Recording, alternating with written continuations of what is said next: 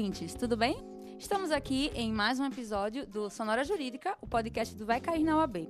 No episódio de hoje, nós vamos trazer uma temática que muita gente tem conversado atualmente. É uma questão de segurança pessoal, é uma questão de uso das suas informações, dos seus dados na internet e como é que a gente pode lidar com essas situações no dia a dia e também para você, OABeiro, que está se preparando para o exame de ordem, como esse assunto vai cair para você, pode cair para você na OAB.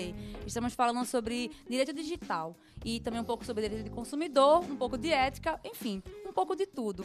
Hoje nós vamos conversar com o professor Marco Antônio Araújo, professor de Direito do Consumidor e Ética e também especialista em OAB. E vamos também conversar com o advogado Rafael Costa, que também é especialista em ética e advogado tributarista. Boa tarde, bom dia, boa tarde, boa noite. Sejam bem-vindos ao nosso podcast, a Sonora Jurídica. Boa tarde, tudo bem, professor? Muito bom, boa noite, boa tarde, bom dia. Quem estiver nos ouvindo aí, Raquel, é um prazer estar com você novamente no podcast Vai Cair na OAB. Perfeito. Boa tarde, bom dia ou boa noite, a depender da hora que esteja escutando o podcast. Muito bom estar com vocês novamente para discutirmos esse assunto tão importante e tão novo, né? Exato. Então, gente, para a gente poder dar continuidade ao nosso episódio, vamos conversar aqui em 3 blocos divididos. Primeiramente, a gente vai trazer o caso, especificamente, e enfim, o que é que acontece aí no dia a dia de quem passa por uma situação de, por exemplo, você ter seu telefone furtado e todos os seus dados bancários e dados de segurança financeira são roubados e você tem o seu dinheiro da sua conta corrente levado de você.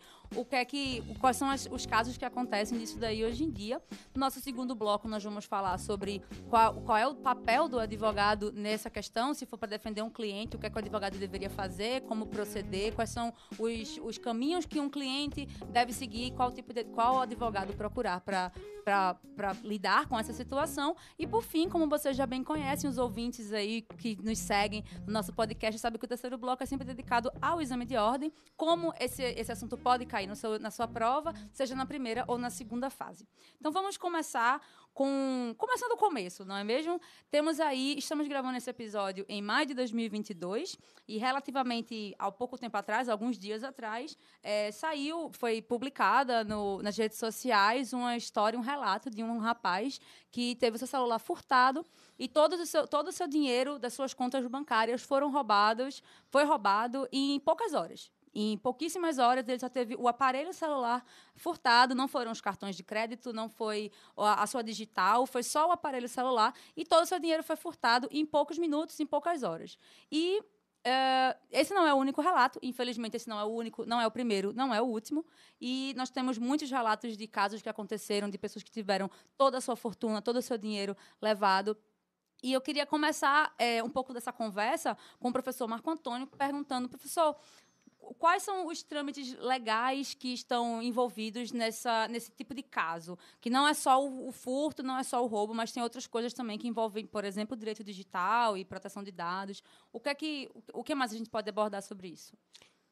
Hoje, o direito que trata de um assunto como esse é o direito digital que, de alguma maneira, traz consigo a análise do direito penal, a análise do direito civil, a análise do direito processual, né? Porque vai envolver aí toda a produção de prova, como provar que não foi você quem fez aquela operação, se ela foi feita do teu telefone celular, teoricamente utilizando da sua senha, né? Porque se o bandido faz um roubo, por exemplo, se você está dirigindo, se você está num táxi e com o vidro aberto, o bandido vai e pega o seu celular desbloqueado, e às vezes até bloqueado, porque tem tecnologia para desbloquear, ele vai acessar a tua conta telefônica a partir das informações que estão lá, e vai fazer as operações com o teu acesso, com a tua senha. Como se fosse você. Como se fosse você. Né? E aí, no instante que você vai, de alguma maneira, registrar uma ocorrência sobre aquilo, junto ao banco, você precisa demonstrar que não era você, que você estava em outro local. Então, envolve direito penal, envolve direito processual, envolve direito civil, envolve processo civil, envolve quase todas as áreas do direito aí. O advogado que atua nessa área tem que ter essa experiência para poder olhar quase que de forma holística para uma situação dessa, né? 360 graus mesmo, para ver onde é que ele vai buscar apoio para poder atender o cliente que bate no escritório dele. Com certeza. E, Rafael, dentro da área de não necessariamente financeira, né? Mas o que é que a gente pode abordar dentro disso daí na área prática, assim? O que é que aquele cliente daquele banco, como é que ele tem que recorrer dentro do banco? Qual é a posição do banco numa situação dessa? Bem, o que o cliente tem que fazer? Primeiro de tudo, hoje, uma facilidade de nós termos dentro do telefone praticamente nossa agência bancária, sem precisar se dirigir ao banco. Então, nós deixamos salvos, por muitas vezes, nossas senhas, deixamos o aplicativo do banco aberto, certo? Existem aplicativos que você fechou a tela, ele já fecha automaticamente e pede novamente sua senha, certo? Existem outros aplicativos que estão fazendo verificação em 2 etapas, certo? E estão forçando o cliente a fazer isso. Então, são essas, o que os bancos estão fazendo, as instituições estão fazendo, as fintechs, né, que usam muito a questão do smartphone, né, você está entrando, usando o telefone para operações, né, usando o Pix, usando QR Code e tudo mais. O primeiro que eu posso começar dizendo é para o cliente, o usuário, não deixar tão fácil os dados no telefone. Não deixar tão fácil os dados no telefone, certo? E da segunda parte, que é a questão da responsabilidade das instituições, você tem o caminho administrativo, primeiramente, que é informar ao banco que houve o furto. Mas antes disso, tem que se formalizar o boletim de ocorrência. Dizer, olha, tal horário aconteceu o furto, aconteceu o assalto, perdi o telefone. Para poder passar para a instituição bancária que houve esse extravio do aparelho, tá certo? Para quando for começar a acontecer algum tipo de operação, de transação, né? Operação que foge do seu padrão de uso. E quando for fazer o seu requerimento junto ao banco, é dizer, olha, eu tive furtado na data X, mostra o boletim de ocorrência e fala, isso não é uma operação que vai de encontro ao meu perfil, eu não faço esse tipo de operação. Certo? Agora, como o professor Marco Antônio falou, hoje os bancos não estão tão maleáveis com isso daí, porque quando é que nós vamos descobrir se isso foi um golpe ou se não foi um golpe do usuário da conta?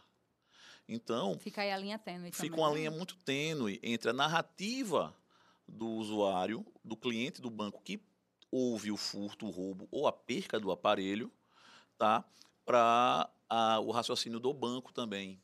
E também se colocar do lado do banco, porque hoje, com o avanço da tecnologia, tanto para o bem quanto para o mal, né, para as fraudes, então a gente tem que colocar dos dois lados. A gente tem que tentar um sistema seguro tanto para o usuário quanto para o banco. Justo. Professor Marco Antônio, você que tem aí dentro da área do direito do consumidor, qual seria... quais são os direitos que estão assegurados para o consumidor, para o cliente, enfim, né, o cliente do banco, dentro de uma situação dessa? Muito legal. Vamos relembrar um histórico aqui de que as operações digitais passaram a existir no instante em que a gente deixou de sentir segurança nas operações físicas das agências, né? Então, por que a gente deixou de ir na agência? Porque a gente se sentiu seguro na operação digital. De uma pessoa estar ali observando você sacar o dinheiro e rouba você na porta do banco. Então você fala, eu não vou para o banco correr risco, né, de ser assaltado, correr o risco de alguém roubar meu cartão, correr o risco de sacar o dinheiro alguém. Não, vou fazer a operação digital, né? E os bancos, de alguma maneira, se valeram dessa situação porque eles fecharam operações de agências físicas, converteram isso para o digital e ganham com isso, porque não paga aluguel, diminui o número de funcionário, tudo isso. Essa segurança que o banco prometeu entregar e não entrega, ela está dentro do Código de Defesa do Consumidor, né? A prestação de serviço tem que ocorrer de forma segura, senão ocorre o que a gente chama de fato do serviço, acidente de consumo. Então, essa responsabilidade do acidente de consumo ela é objetiva. Ela não demanda a existência de culpa. A única excludente dessa responsabilidade seria a culpa exclusiva do consumidor, que o Dr. Rafael falou, né? Quer dizer, se de alguma maneira o consumidor não tem um cuidado necessário com a sua senha, utiliza senhas fáceis, a facilidade de senha para o usuário também vale para o bandido, vale para o criminoso. Então, utilizar 1, 2, 3, 4, 5 não funciona. Sua data de nascimento não funciona. Tem até alguns bancos que não aceitam, né? Eles não permitem. Reconhecimento facial, que a gente fala assim, não, vou cadastrar o reconhecimento facial aqui, porque daí não preciso digitar a minha senha. Reconhecimento facial reconhece sua foto ou seu rosto. Então, se o bandido acessou o teu celular e tem uma foto sua de rosto, ele joga essa foto para um outro aparelho celular, reconhece a foto uma com o outro, ele faz um emparelhamento dos aparelhos e está reconhecido sua foto, e muito bem. Quando você descobrir, você perdeu dinheiro. Então, tem que tomar um cuidado especial. E a dica do Dr. Rafael é fundamental. O boletim de ocorrência tem que ser feito imediatamente. Muita gente fala, eu não vou ter mais uma dor de cabeça, mas eu nem tinha tanto dinheiro na conta, tinha lá R$200, R$300, quer saber? Eu vou deixar isso por lá, não vou fazer ocorrência policial. Cuidado. O teu prejuízo pode não ser o que você tinha na conta somente. Porque o bandido pode fazer empréstimo em seu nome. Então, ele faz empréstimo em seu nome, se você tiver crédito pré-aprovado, pega aquele empréstimo, baixa para a tua conta corrente, saca esse dinheiro, e você está devendo para o banco. Né? O bandido pode usar a tua conta como uma conta laranja para receber Pix do crime. E aí fica Então, no seu registro, fica tá com lá, o seu você que nome. recebeu o dinheiro. Né? Então, o bandido pega aquilo. Se a gente está falando de uma organização criminosa, tem uma equipe na rua fazendo sequestro relâmpago para Pix. A equipe da rua conseguiu sequestrar uma pessoa, né, uma vítima, pegou aquele dinheiro da vítima na conta dela lá com a arma na cabeça, passou para essa conta sua e você já não tem mais acesso à conta, porque você fez uma ocorrência, depois eu vejo isso, no final de semana não vai conseguir, ninguém vai me atender. Tá? E aí, quando você vai dar conta, sua conta recebeu o dinheiro, esse dinheiro foi transferido para terceiro, ou seja, você ainda deixou de ser vítima e passa a ser suspeito de um crime. Cúmplice. Então, cúmplice de um crime, parceiro de um crime, suspeito de um crime. É muito perigoso. Nossa. Então, ocorrência policial é a primeira coisa a ser feita. Né? Mas isso vai só virar estatística. Ok, talvez só vire estatística, mas é uma garantia para que você não seja envolvido em coisas futuras. Né? Então, também tem um comportamento digital do consumidor que é relevante nisso. Então, se você não usa os seus aplicativos durante o dia, não deixe os seus aplicativos no celular que você sai com ele. Deixe os seus aplicativos no celular que você deixa em casa. Né? Se alguém furtar teu celular, não vai pegar os aplicativos do banco. Porque você não tinha lá aplicativos que não usa o dia inteiro. Mas é mais fácil. É mais fácil, lembra? A facilidade do usuário é a facilidade do bandido, do criminoso virtual. Tá? Então, esses cuidados comportamentais são muito relevantes. Tá? E ajudam a dificultar a vida do bandido. Né? Quanto mais você dá de bandeja essas coisas para o bandido, se você anotar suas senhas no teu bloco de notas, em alguns minutos o bandido vai conseguir descobrir o acesso não só à sua conta corrente, mas a qualquer outro tipo de operação que está no seu celular. Às vezes um e-mail e tudo mais. E até mesmo hoje em dia a gente sabe que agora já... Paralelamente a isso, houve aí há um tempo atrás um vazamento de dados no Brasil inteiro. Então, assim, mais do que a população brasileira teve os seus dados vazados. Então, quem tem, por exemplo, um cadastro com o CPF está ali exposto, pode acontecer qualquer coisa com os seus dados também, né? Veja, nós, né, eu, o professor Marco, nós usamos o nosso telefone, não é só para nos comunicarmos com a família, nem com amigos. Nós é uma ferramenta de trabalho. Exato. Então, a gente tem que ter todo o cuidado, porque eu acesso processos do meu telefone, eu tenho dados de clientes no meu telefone. Dados confidenciais. Dados confidenciais. Sigilosos. Dados sensíveis, certo? Sim. Então, a responsabilidade também nesse daí, como está no direito do consumidor, bem colocado pelo doutor Marco, que é culpa objetiva, mas também nós temos que dividir um pouco com o consumidor, porque às vezes o consumidor não é que seja irresponsável, mas até por falta de conhecimento no manejo da tecnologia, pode deixar o seu aparelho ou os seus dados expostos. Nós hoje aqui,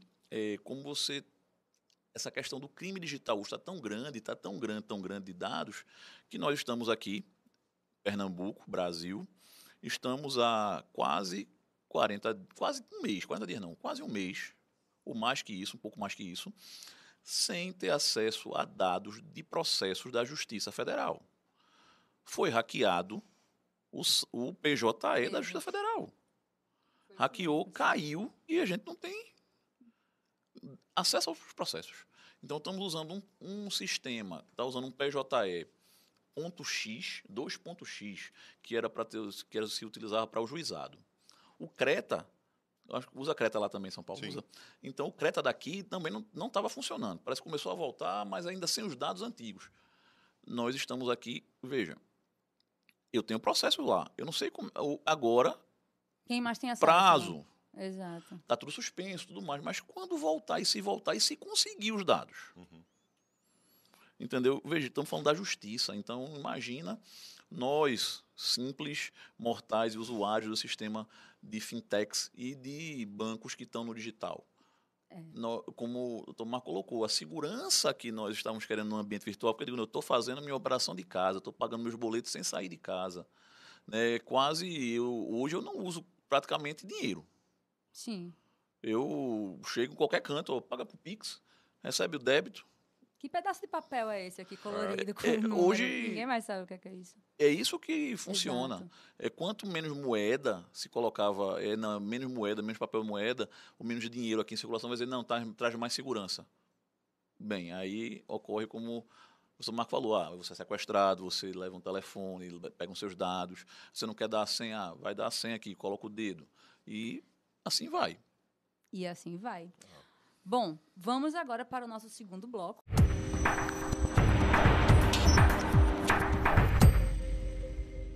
Nós vamos conversar um pouco sobre você, advogado, está no seu escritório e recebe uma mensagem ou recebe o seu cliente no seu escritório, na sua sala e relata isso que aconteceu. O que é que o advogado... Qual o papel e qual o caminho que deve ser percorrido. Claro que a primeira orientação que vocês já deram é fazer o boletim de ocorrência. E logo após isso, quais são os passos que devem ser tidos para que, pelo menos, se garanta que esse dinheiro que foi roubado seja, de alguma forma, né, restaurado, de alguma forma do tipo. Vamos lá. Eu acho que o primeiro passo, o advogado tem que ter uma visão geral do processo que envolve o processo digital. Né? A gente está falando de um processo aqui, processo digital no sentido de produção de prova digital. Né? Não é o processo eletrônico em si, mas a produção de prova no âmbito digital. Como eu faço prova de que aquele acesso ocorreu e onde ocorreu aquele acesso? Então, se eu sou um advogado que estudo direito digital, por exemplo, eu vou conseguir demonstrar o seguinte, 12h35, meu cliente estava na delegacia de polícia fazendo uma ocorrência policial, assinado aqui pelo delegado de polícia e pelo escrivão, então ele estava presente ali. Tá? Nesse mesmo horário, o celular dele estava do outro lado da cidade, e eu consigo demonstrar que estava do outro lado da cidade pelo sinal daquele celular, e as transferências ocorreram neste mesmo horário do outro lado da cidade. Então, são duas coisas distintas. Então, eu já tenho uma prova inicial da emissão do celular e uma prova inicial de onde estava meu cliente. Esse já é um ponto. Uma segunda prova. Eu vou mostrar que meu cliente estava aqui andando nesse local, e aí eu pego câmera daquela região, da rua. Então, eu vou precisar fazer um conceito de prova muito importante. Quem faz isso é o advogado. Né? Não é a polícia que vai fazer essa construção de prova. A polícia vai fazer a construção de prova para averiguar o crime. O advogado vai fazer a construção de prova para mostrar para a instituição bancária que o que ocorreu não foi um erro do cliente dele. Foi uma falha de segurança eventual da instituição. A instituição bancária só vai responder se houver falha de segurança. Né? É isso que vai gerar o dever de indenizar, a falha de segurança. Mas foi um infortúnio. Azar, a instituição bancária não responde pelo azar do cliente, responde pela falha de segurança. Né? Então, o advogado tem que tomar esse cuidado, tem que produzir essa prova, construir essa prova, a prova digital, para conseguir ajuizar uma ação. Né? Dr. Rafael falou bem, assim, primeiro a ocorrência policial, depois a tentativa extrajudicial, né? Há procedimentos administrativos próprios, cada banco tem o seu, mas há procedimentos administrativos próprios, há comitê de segurança nos bancos, que vão avaliar o caso. Sim. Importante, se você entra no comitê de segurança e conta uma história de um jeito, e é indeferido o seu pedido, e você vai para o judiciário e conta uma história de outro jeito, o comitê de segurança vai trazer no processo e vai falar assim, o senhor não contou a mesma história. Então começa a enfraquecer a tua tese a partir desse despreparo do advogado. Inconsistência dos relatos. Né? O que eu estou dizendo é assim, não há espaço para advogados aventureiros. O advogado perde a causa e, pior do que isso, coloca o cliente em risco, que também perde a causa. Estudem direito digital, estudem como produzir a prova digital, estuda como deve ser feita uma ação dessa. Tá? Não vai testar o direito do seu cliente, porque você é capaz ainda de ganhar um processo no Tribunal de Ética e Disciplina por não ter feito bem feito aquilo que deveria fazer. Né? Seu cliente não pode ter dois prejuízos, um com o banco e outro com você. Né? Se você estiver bem preparado, você vai permitir que seu cliente tenha um prejuízo só, ou se você for um bom advogado e fizer a avaliação rigorosa e constatar que o teu cliente não tem direito, você diga isso para o teu cliente. Olha, na minha análise jurídica, o senhor não tem direito. Não entre numa aventura jurídica. Não é causa-ganha. Não é causa-ganha. Exato. Não. Bem por aí, não existe causa-ganha. Então, o que bem o doutor Marco falou, você tem que ter prova robusta. Você tem que ter robustez de provas. você tem que seguir o passo a passo. Primeiro passo, boletim de ocorrência. Porque você já consegue afastar naquele horário. Olha, perdi meu telefone agora. Perdi o telefone, furtaram, não vi, fui roubado. Delegacia. Por quê? Na hora lá, meio-dia, eu estou na delegacia. 12h30 acontece uma operação, não fui eu. Não estou com meu telefone. Segundo passo, tenta bloquear o telefone, pelo menos na operadora. Para a operadora tirar os acessos de internet e tudo mais do telefone. Não conseguiu, não fez? Terceiro passo, vai entrar em contato com o banco, dizer, olha, eu perdi, me furtaram, estou aqui com um boletim de ocorrência, bloqueia a minha conta. Bloqueia a minha conta. Mas já ocorreu uma operação, bloqueia a minha conta. Não sou eu que estou usando. Certo? Então, são esses passos que tem que ser feito. Se feito isso, você vai receber o número de protocolo quando você pede o bloqueio de conta. Quando você liga para o banco, você tem o número de protocolo e está gravada a ligação. Uhum. Então, você já tem alguns subsídios para dar para o teu advogado, para dar para o advogado pedir. E a gente tem que pedir isso. Sim. Para o cliente. Dizer, olha, você fez isso? Fiz. Você fez isso? Fiz. Você fez isso? Fiz. Então, agora vamos produzir tais e tais provas, como o Tomar colocou. Vamos ver as câmeras de segurança da rua, se tem. Vamos ver câmeras das lojas, se tem. Solicitar. Vamos fazer o trajeto, né? O trajeto de perímetro, onde é que o telefone está, porque você tem um localizador no telefone que estiver ligado, você vai saber mais fácil por onde o telefone andou. Sim. Então, vai ficar mais fácil fazer o traçado, o georreferenciamento do telefone. Certo? Fazendo tudo isso, vai ter provas para ir para o judiciário, ter provas para ir para o comitê de segurança, para ir para a instituição, demonstrando que você não fez. E ainda, você deve, e a instituição tem que lhe informar os seus extratos do que você fez de operação até a data do do furto, roubo, do evento. Porque você vai estar ali, olha, eu tenho, como o Dr. Marco mesmo colocou, eu só uso à noite o telefone para pagar algumas contas. Para pagar contas, eu chego em casa de 6 da noite, fico de 6 da noite até 8 pagando. Então, vai ter o fluxo ali. Então, se eu tenho, depois de meu telefone é furtado hoje, daqui para frente, eu tenho um fluxo em horários diferentes, no meio da tarde, de manhã, padrão, então né? você sai do padrão. Se eu pago contas até R$1.000, eu transfiro até R$1.000 nos meus aplicativos, tem transferência aqui de 3.000, transferência aqui de 4.000, horários fora. Dá para ver que tem uma inconsistência. Dá para ver que tem inconsistência. E há determinados softwares de bancos que, quando já acontece, já bloqueia. Bloqueia. É o que a gente chama de comportamento digital do usuário. Né? E a jurisprudência mais moderna está orientando o seguinte, é dever do banco fazer isso. Então, se não é um usuário que usa, que faz transferências, que faz compra durante a madrugada, o banco tem que bloquear.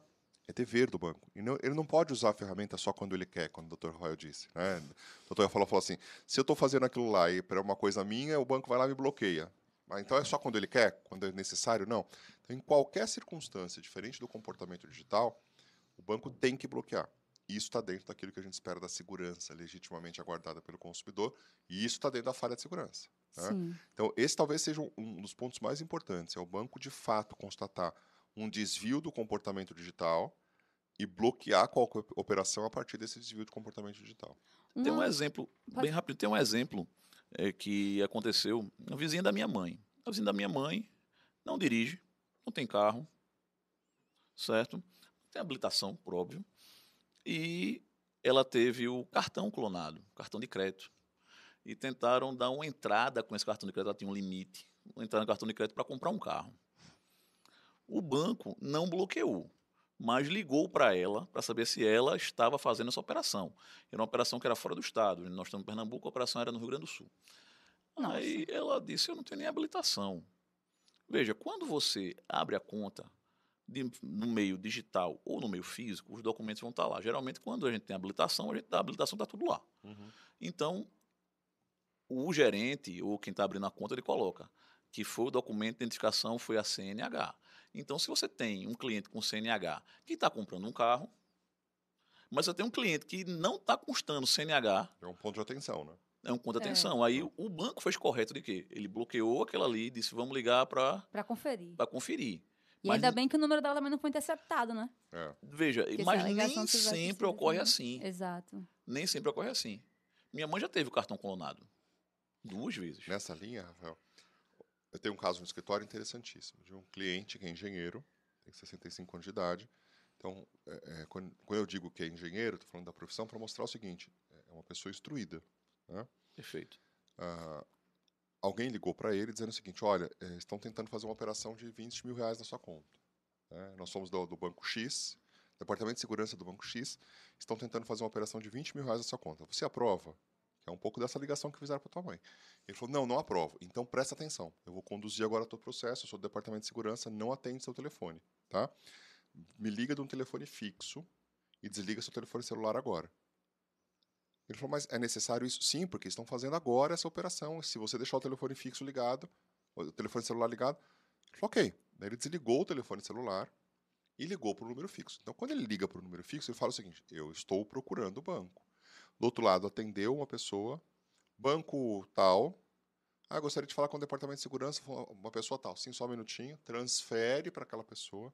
Que bom que você ligou, tá tudo certo, então, desligado lá, tal. Então, agora eu vou fazer um procedimento aqui, você vai precisar me passar alguns dados, passa tal dado, tal. E aí, a pessoa do outro lado falando o tempo todo, não, porque, olha, você vai precisar fazer isso rápido, porque senão vai acontecer. Teve um momento que ele teve um estalo, falou o seguinte, não, mas calma, quem me garante que você é do banco? Aí o rapaz falou, olha, se o senhor não estiver confiando em mim, eu não posso seguir o procedimento. Então o senhor desliga e depois, na hora que o senhor percebeu o que aconteceu na sua conta, o senhor me liga novamente. Oxi. Aí ele parou e falou, opa, mas essa não é uma resposta que teoricamente um bandido daria, né? Ele falou, não, mas... Ele falou, então o senhor faça uma coisa, ligue para a central do banco. Ligue para o número tal e pede para transferir para o meu departamento, sou gerente e tal. Eu vou fazer isso. Então meu cliente desligou e ligou em seguida do fixo para a central do banco. E caiu naquele número, a menina passou o telefone. Olha, se eu tô vendo que como é comigo, não, agora eu tô mais seguro. Nossa. E seguiu o procedimento, até que chegou um momento que ele falou, agora eu preciso da sua senha e tal. Mas para que você quer minha senha? Para fazer... Não, porque eu fazer uma... Bom, aí ele percebeu, ele passou a senha e caiu no desespero. Ligou o telefone celular, veio uma mensagem para ele, operação, transferência de 30 mil reais, o cheque especial e tal. Daí ele falou, eu acabei de ligar o telefone celular, veio uma mensagem de transferência de 30 mil reais. Eu falei para o senhor não fazer, essa transferência é do bandido. Não fui eu que fiz. Então, tá ligando meu telefone celular, tá tocando do banco. Aí ele atendeu o telefone, ele estava numa orelha com o telefone no banco. Com o banco e atendeu o outro do banco. A menina, que era do banco mesmo, falou, olha, tem uma operação aqui de 30 mil. Senhor. Ele falou, mas qual dos dois é mentiroso? Ele desligou o aparelho fixo. Ele não sabia. Que era verdade. Ele não sabia o que era verdade. Eu estou falando de um engenheiro de 65 anos de idade que entrou em parafuso com essa operação. Bom, depois que aconteceu tudo isso, ele descobriu. Essa operação que ele fez no telefone fixo é chamada de operação clonada. Então, o sujeito manda você ligar para o número, ele bloqueia as suas próximas ligações durante um tempo. Para aquele mesmo número. Para aquele mesmo número. Então, qualquer número que você discar vai cair naquele mesmo número e lá vai ter uma menina do banco falando que é do banco e vai transferir para ele. Ou seja... Porque também são procedimentos que nenhum banco faz. O banco nunca vai ligar para você dizer, ligue de outro número. Estranho. Não, muito banco estranho. Nenhum banco faz isso. Mas já começa daí. Ele falou o seguinte, eu só me dei conta de tudo isso, porque ele falou assim, para mim eu tinha alguns gatilhos de segurança. Por exemplo, eu vou ligar para o banco, não o banco vai me ligar. Então, um gatilho de segurança, eu estou procurando o banco. Exato. Segundo gatilho de segurança, quando eu disse para ele, mas isso pode ser um golpe, o gerente falou assim, se o senhor não confia em mim, para tudo. Desligue tudo, depois o senhor vê o que vai acontecer. Aquela fala para ele foi a mais convincente de toda a conversa. Nossa. Porque ele falou assim, não, o bandido ia tentar me iludir, ia tentar falar, não, mas faça, transfira. Imediatamente o sujeito que falou que era gerente falou, não. Foi convencido total. Se convenceu ele falou, eu fui convencido 2, 3 vezes. Ele falou assim, olha, eu demorei 3 dias para te ligar, né, como advogado. Eu falei para minha mulher ontem, eu tô 2 dias fechado no quarto, envergonhado. Como que eu passei por tudo isso, como que eu caí num golpe desse, como que eu perdi 30 mil reais. Como que tudo isso aconteceu? Nossa, porque os golpes são cada vez mais elaborados, né? Os golpes estão elaborados, esse é o ponto. Do mesmo jeito que aconteceu isso daí, eu acho que todo mundo já recebeu aquela ligação, aquele telefone, ou de São Paulo, ou do Paraná, ou do Aquela Ceará. ligação de São Paulo que ninguém mais atende. Ninguém mais atende, né? Aquela ligação que faz, olha, aqui é de tal assessoria do Banco X. Aí sim, pois não. Para continuar seu atendimento, você precisa passar o seu CPF. Aí confirme o CPF. eu nunca confirmo. Porque eu pergunto, veja, se você está com o meu telefone, sabe o meu nome, sabe tudo meu, então eu não preciso confirmar nada meu. Me diga o CPF que eu digo que você é meu. Me diga para confirmar. Aí, do que se trata? Não, é um débito. Eu digo, certo, que débito? Eu não conheço esse débito. Você pode ter 10 mil débitos. Não reconheça, não passe. Exato. Não passe. Existem ligações de cobrança? Sim, existem. Mas hoje nós estamos sujeitos a estar recebendo diversos golpes. Então, tempo inteiro. hoje é muito mais seguro você entrar em contato com a instituição que você tem o seu débito, com aquele telefone que está lá, que é aquele telefone oficial que o banco tem, ou ir numa agência do banco e fazer a sua negociação. Eu coloco dessa forma, tá certo? Porque você hoje, como o professor Marco colocou, você não sabe mais quem está do outro lado da linha, você não sabe se é o bandido, você não sabe se é o banco. Sim. Então, não é voltar aos métodos arcaicos, mas sim as instituições garantirem a segurança.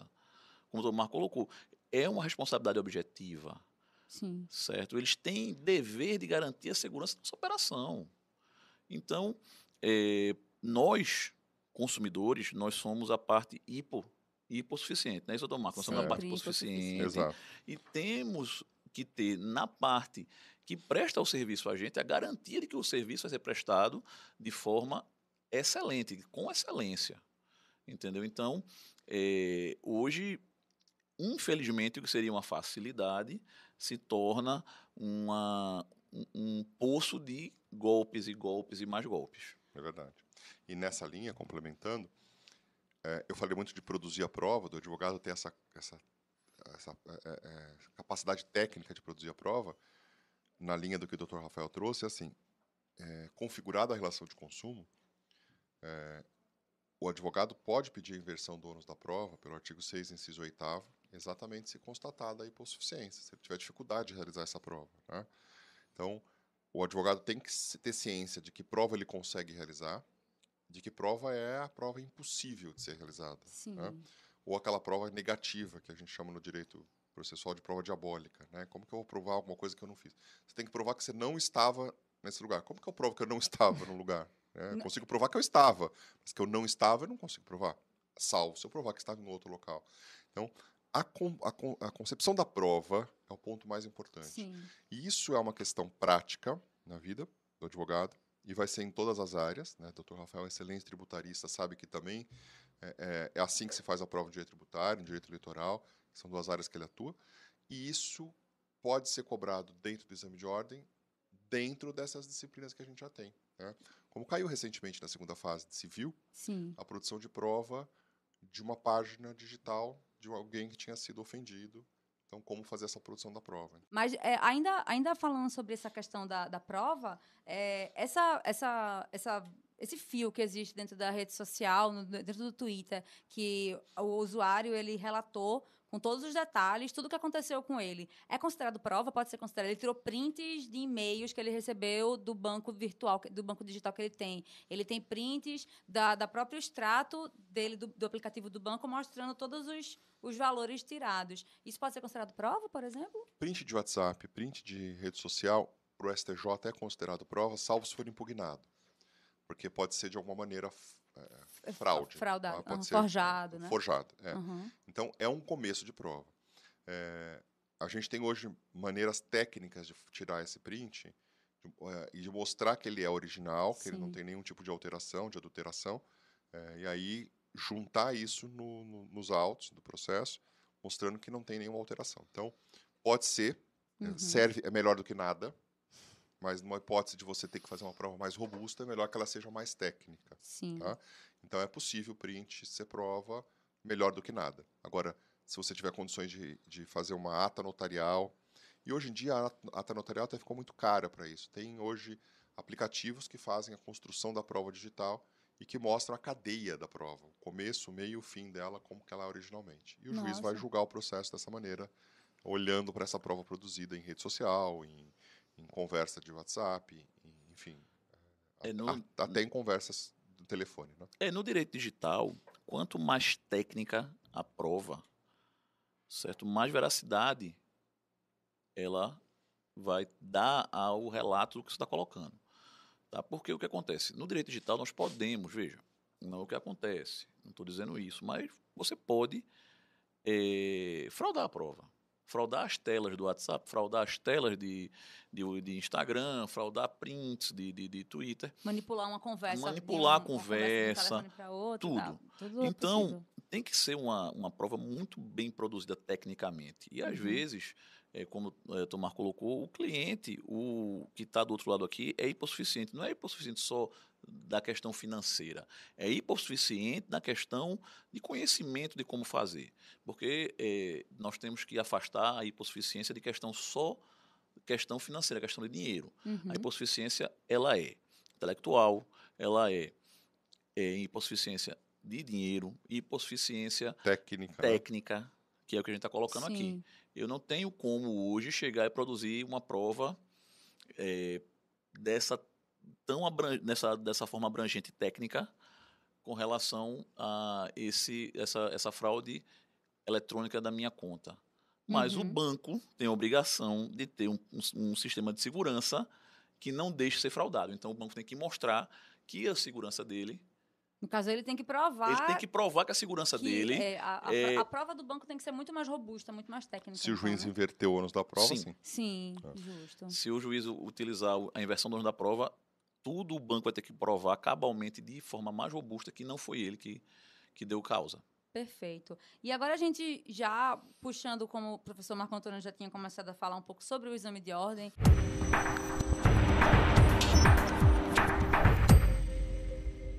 Esse tipo de conteúdo tem sido cada vez mais recorrente no exame de ordem, por ser também um assunto recente e cada vez mais, muito mais, né, enfim, constante na vida de todo mundo. Como é que esse assunto ele geralmente cai? Como é que ele já foi debatido e discutido dentro da primeira fase e também da segunda fase, por exemplo? O exame de ordem cobra questões atuais. Sempre. Questões que o cliente vai bater na porta do advogado para perguntar. E essa é uma questão atual, né? É uma questão atual de um cliente que teve o celular furtado e que precisou fazer prova daquilo que estava no celular. Uma questão atual, recentemente caiu em direito penal, uma questão que envolvia uma questão de sigilo do cliente, ou seja, uma questão multidisciplinar de direito penal com ética profissional. Isso. Né, que falava de inviolabilidade do celular do advogado.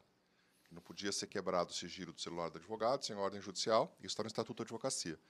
E falava da necessidade de ter aquele meio de prova produzido dentro do processo penal. O candidato deveria saber a lógica das duas disciplinas para poder responder.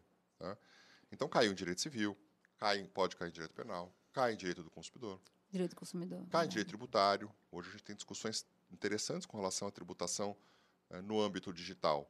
Né? Tributação de e-book, por exemplo, não é um bem físico. Né? Não é um bem...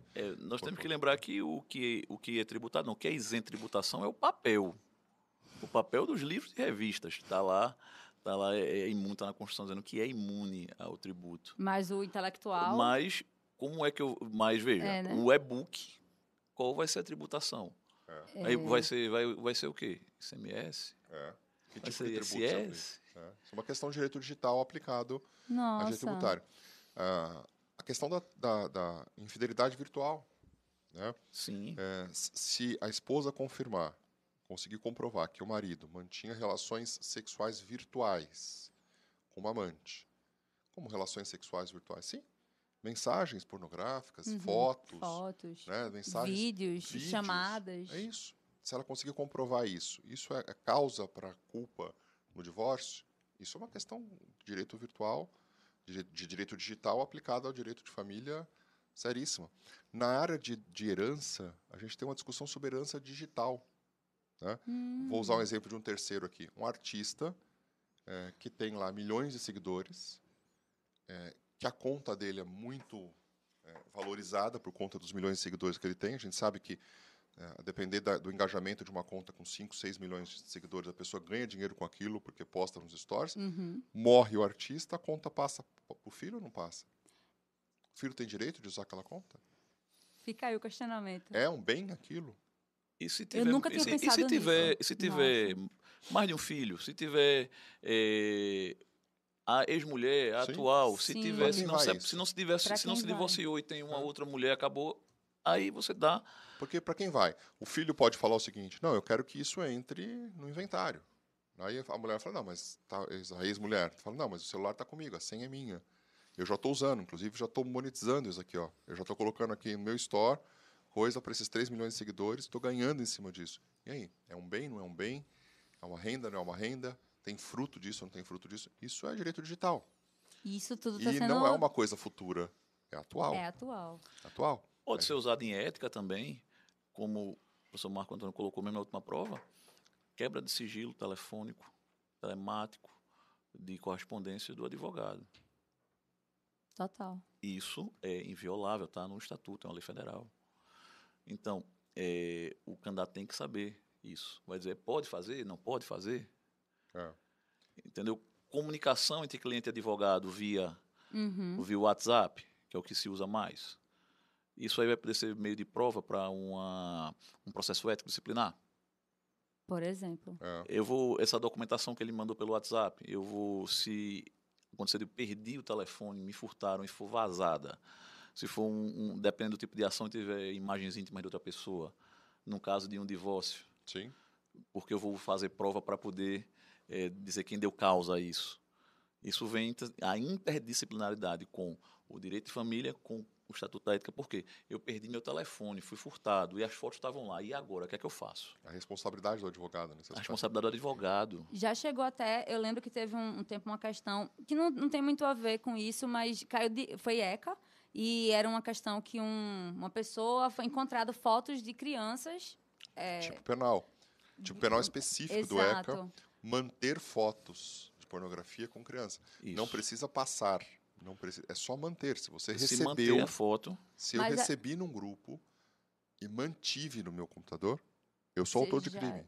É, Né? Então, toma cuidado, porque é um grupo, qualquer grupo. O teu grupo Sim. de amigos da cerveja, teu grupo de amigos da escola, da faculdade, da blá, blá, academia, da ou o que academia, for. passou uma foto. Aquela foto tem apelo sexual, envolve criança ou adolescente.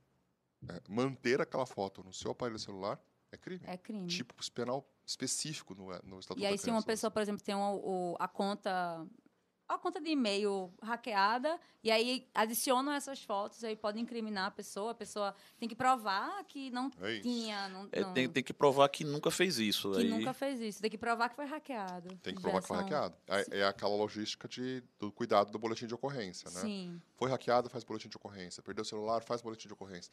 Registra a ocorrência policial disso. Né? E hoje é muito fácil, até de forma digital você isso, consegue até de forma registrar. digital você consegue fazer. é verdade, o boletim de ocorrência digital, né, Exato. virtual. E tem validade igual ao boletim de ocorrência que você faz presencialmente na delegacia, Perfeito.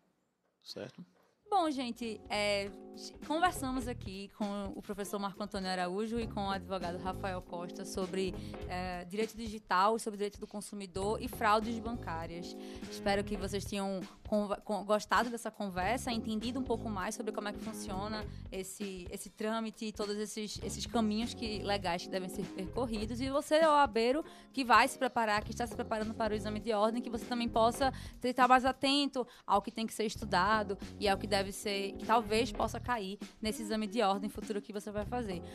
Nossos convidados, agradecemos mais uma vez a participação de vocês. Professor Marco Antônio, muito obrigada. E podem também dar o arroba de vocês também no Instagram e o do advogado Rafael Costa também. Pode falar, professor. Vamos lá. Quero agradecer, Raquel, o convite mais uma vez. Parabéns pelo trabalho do podcast Vai Cair na OAB. Como eu disse em outra ocasião que estive contigo, começou regional e já é nacional. Sim. Meus parabéns, muito legal. Quem quiser, enfim, me seguir para ter essas dicas todas aí de exame de ordem, @profmarcoantonio no Instagram, @profmarcoantonio. E a rede que eu mais uso, embora esteja também no TikTok, nas outras, mas a que eu mais uso é o Instagram, @profmarcoantonio. Lá no meu curso.com.br, também a gente está à disposição. E dizer que foi um prazer aqui aprender aqui um pouco mais com o Dr. Rafael sobre esses assuntos aqui. Um grande colega, um ícone da advocacia pernambucana nacional, advogado litoral, advogado tributarista, membro do Tribunal de Ética, enfim, grande amigo que eu tenho aí, que a advocacia me deu. Muito obrigado, professor Marco. Para mim é uma honra estar dividindo aqui o podcast com você pela primeira vez, né? Nós fazemos isso e quero deixar aqui o meu arroba, é o @rncosta, certo? Lá eu uso só o Instagram hoje, eu não uso mais nenhuma outra rede, tá? Eu coloco algumas coisas do dia a dia, coloco algumas dicas quando está mais próximo da OAB, questões de ética, certo? Sempre inspirado pelo grande professor Marco Antônio, que é a minha inspiração para aulas de ética e de como tentar passar mais fácil para o pessoal que está fazendo a OAB a primeira vez ou está fazendo a segunda, para poder gabaritar a ética, entendeu? Aí eu sempre tenho os exemplos e sempre acompanho as aulas do professor Marco para poder me inspirar e conseguir passar o melhor para todo mundo, entendeu? E das palavras dele eu faço as minhas. É um amigo que a advocacia, que os estudos me dá, e que eu tenho a honra de estar aqui hoje dividindo com o pessoal aqui do Vai Cair na OAB. Sigam o Vai Cair na OAB. Perfeito, gente. E sim, sigam o Vai Cair na OAB. Estamos no Instagram, no @Vai Cair na OAB. E também acompanhem os nossos outros episódios do Sonora Jurídica, o podcast do Vai Cair na OAB, tanto no nosso feed no Instagram e também na nossa plataforma no Spotify. Temos o nosso canal do Sonora Jurídica. Agradecemos mais uma vez o convite, a presença, na verdade, vocês aceitarem o nosso convite pela segunda vez, os dois aqui participando do nosso episódio. E a gente se encontra aí numa próxima. Obrigada a todos vocês. Tchau, tchau. Até mais. Até mais. Tchau, tchau.